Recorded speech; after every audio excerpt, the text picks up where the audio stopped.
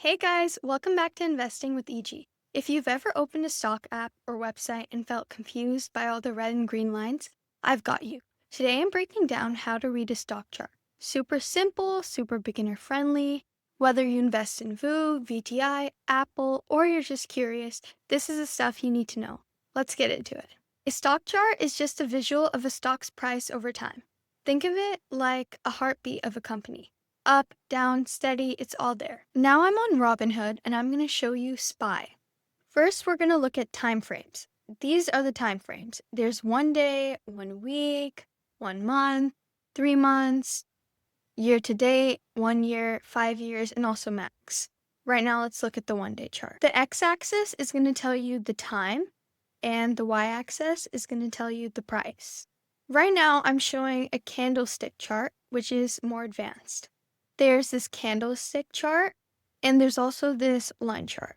Line charts are good for beginners because they're really simple, but they don't have as much information as candlesticks provide. Now, let's go back to candlesticks, which will display way more info. Candlestick charts show these little candles. The green means that the stock went up, and the red means that the stock went down. When you click on the candles, you can look at the indicators, which will show the opening, the closing, the high, the low, the volume, and even more. Candlesticks give you way more detail. Under the stocks, you'll see these vertical bars. This is volume. Volume will tell you how many people are buying or selling a certain stock. As you can see, I'm on SPY.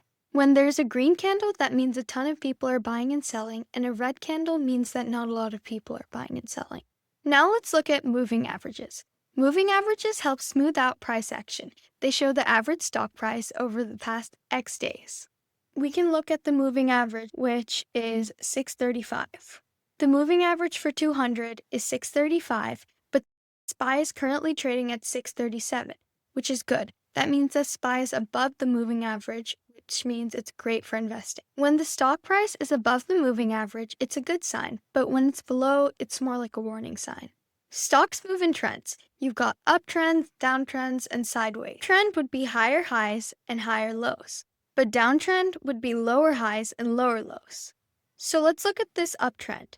As you can see, the low was right here at first, but then a little bit later, when the stock dropped again, the low was right here, which is still higher than the previous low. Downtrends are basically the opposite. Here's an example. Right here, as you can see, the stock went down.